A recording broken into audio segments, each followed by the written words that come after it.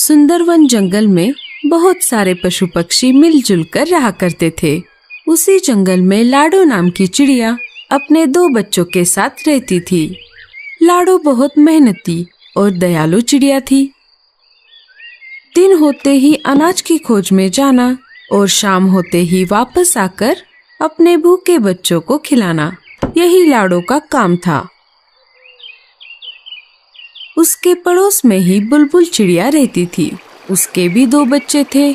उसका घर मिट्टी का था। उस वजह से उसे गर्मी के मौसम से बड़ी राहत मिलती थी। चलो बच्चों, अब नहाने का समय हो चुका है। चलो चलो नहाने। नहीं मम्मी, हमें नहीं नहाना। हम घर से बाहर कहीं भी नहीं जाते, फिर भी आप हमें रोज रोज नहलाती हो। अरे बच्चों, तुम दिन भर खेलते रहते हो, इस वजह से तुम गंदे हो जाते हो। अगर रोज नहीं नहाओगे तो तुम्हारे पंखों से बदबू आने लगेगी। बुलबुल के बच्चों को नहाना पसंद नहीं था, फिर भी बुलबुल उनको जबरदस्ती से नहलाती थी।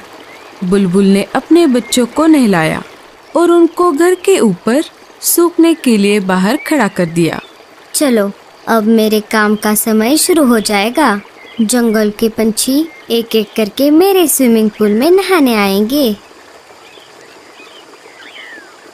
बुलबुल बहन, क्या मैं मेरे बच्चों को नहलाऊं? हाँ हाँ, क्यों नहीं, पर तुम्हें पता है ना, एक बच्चे को एक बेरी। हाँ हाँ, मुझे मालूम है। ये लो 2 बेरियां। रानो भी अपने बच्चों को नहलाने लगी। एक एक करके जंगल के सारे पंछियों ने अपने अपने बच्चों को नहलाया। लाडो भी अपने बच्चों को नहलाना चाहती थी। वो बुलबुल के पास चली आती है। बोलो लाडो, क्या काम है? बुलबुल बहन, मुझे भी मेरे बच्चों को नहलाना है। हाँ हाँ, क्यों नहीं, लाओ फिर 2 बेरियां। अभी तो मेरे पास बेरिया नहीं है। बहन, जब मैं पहाड़ी इलाकों में जाऊंगी तब बेरिया लेकर आऊंगी और तुम्हें दे दूंगी। नहीं नहीं, ऐसा नहीं चलेगा। बेरिया नहीं तो स्विमिंग पूल में एंट्री भी नहीं। ठीक है बच्चों, चलो।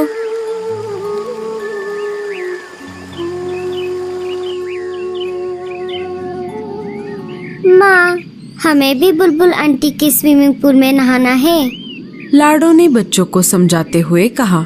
नहीं बच्चों, हम नहाने के लिए नदी में जाएंगे। वहाँ का पानी साफ सुथरा है। लाडो अपने बच्चों को स्विमिंग पूल में नहलाना चाहती थी। बेचारी लाडो कर भी क्या सकती थी। बेरियों का पेड़ ऊंचे पहाड़ी पर था और लाडो अपने बच्चों को अकेला घर पर छोड़कर उतनी दूर नहीं जाना चाहती थी।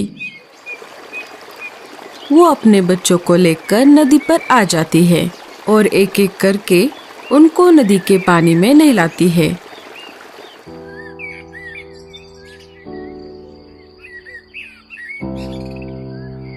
अरे लाडो, ऐसे उदास क्यों बैठी हो? क्या कुछ परेशानी है?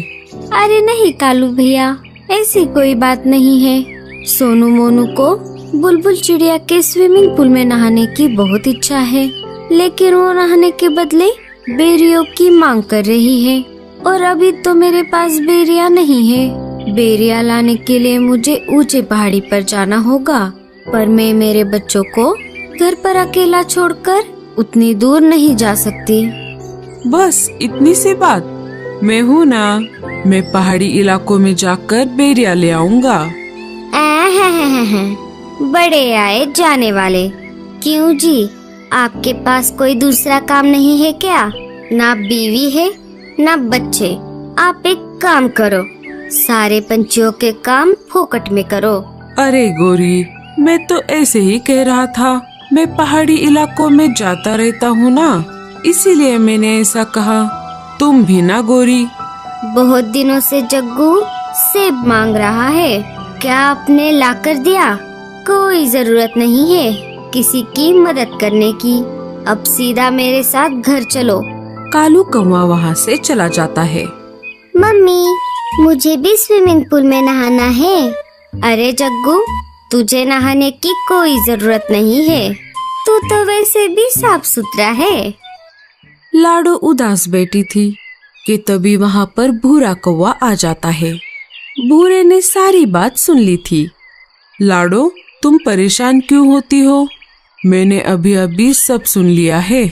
तुम एक काम क्यों नहीं करती? मैं तुम्हारी बच्चों की देखभाल करता हूँ। तुम पहाड़ी इलाकों में जाकर बेरिया लेकर आओ।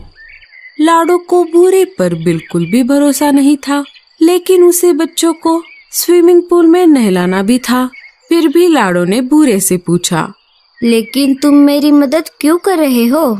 अरे, मैं भी बहुत दिनों से बेरिया खाने की सोच रहा हूँ। तुम आते समय मेरे लिए भी बेरिया लेकर आना। अच्छा, ठीक है, तो मैं चलती हूँ। तुम मेरे बच्चों का ध्यान रखना। लाडो बेरिया लाने के लिए पहाड़ी इलाकों की ओर चल पड़ती है। अरे वाह, ये तो बहुत अच्छा हुआ। मुझे पता चला है पहाड़ी इलाकों से हमारी जंगल की ओर तेज तूफान आ रहा है। मुझे नहीं लगता कि लाडो उस तेज तूफान में बच पाएगी। फिर मैं इन दो बच्चों को घर से बाहर फेंक दूंगा। लाडो के जाते ही भूरा बच्चों को घोंसले से बाहर निकाल देता है और घोंसले का दरवाजा लगा लेता है। बच्चे अपनी माँ की याद में रोने लगते हैं। इधर लाडो जैसे तैसे करके आगे बढ़ती रही। वैसे ही तेज हवा भी बढ़ने लगी। लगता है इस तेज तूफान में मैं उड़ नहीं पाऊंगी। लाडो चिड़िया हार मानने वालों में से नहीं थी। बड़ी कठिनाइयों का सामना करते हुए वो आगे बढ़ती रही। तभी उसके सामने से मीनू मौसी उड़ते हुए आ जाती है। अरे लाडो, ये क्या कर रही हो? चलो वापस। बारिश के साथ साथ बहुत बड़ा तूफान भी आने वाला है। अच्छा, ठीक है मौसी। वो दोनों वापस जंगल में आ जाती है। लाडो, बहुत तेज बारिश शुरू हो गई है। तुम एक काम करो, बारिश रुकने तक मेरे घर में रुक जाओ। बारिश थमते ही चली जाना। दोनों मीनू मौसी के घोंसले के अंदर चली जाती है। बारिश अपने जोरों पर थी। मेरे बच्चे ठीक तो होंगे ना? इधर बेचारे बच्चे तेज बारिश में भीग रहे थे। वो दोनों एक पेड़ की डाली पर बैठ जाते हैं, जहाँ पर कम बारिश का पानी आ रहा था। तभी उनको उस पेड़ के तने से आवाज आती है, बच्चों इधर आओ। बच्चे अंदर चले जाते हैं। इधर भूरा कौवा मजे में घोड़े बेचकर सो रहा था। तभी एक तेज हवा का झोंका आ जाता है और भूरे कौवे का घोंसला पानी में गिर जाता है। भूरा घर का दरवाजा खोल नहीं पाता और वो डूब जाता है। थोड़ी देर बाद बारिश कम हो जाती है। लाडो वापस अपने बच्चों को देखने उसके घोंसले की तरफ आ जाती है और देखती है तो क्या, उसका घोंसला तो वहाँ पर नहीं था। वो सब तरफ खोज करने लगती है। तभी उसे बुलबुल चिड़िया मिट्टी में दबी हुई दिखाई देती है। लाडो, मुझे बचाओ। मेरा मिट्टी का घर बारिश में गल गया और मैं मिट्टी में धंस गई। अपनी जान की परवाह न करते हुए लाडो बुलबुल चिड़िया को गीली मिट्टी से बाहर निकालती है। लाडो, मुझे माफ कर दो। मैंने तुम्हारे साथ बहुत बुरा बर्ताव किया। लाडो बुलबुल को कुछ न बोलते हुए अपने बच्चों को खोजने लगी। तभी पेड़ के तने से बच्चे बाहर आ गए और अपनी माँ को पुकारने लगे, माँ, हम यहाँ पर है। लाडो अपने बच्चों को देखकर बहुत खुश हो गई। अरे मेरे बच्चों, तुम कहाँ पर गए थे? माँ, आपके जाते ही उस भूरे अंकल ने हमें घर से बाहर निकाला था और हम यहाँ पर आ गए थे। हमें इन बूढ़ी दादी ने बचाया। माँ जी, आपका बहुत बहुत धन्यवाद। अगर आप मेरे बच्चों को आसरा ना देती तो मेरे बच्चे इस तेज बारिश को सह नहीं पाते। कुछ दिन गुजर जाते हैं।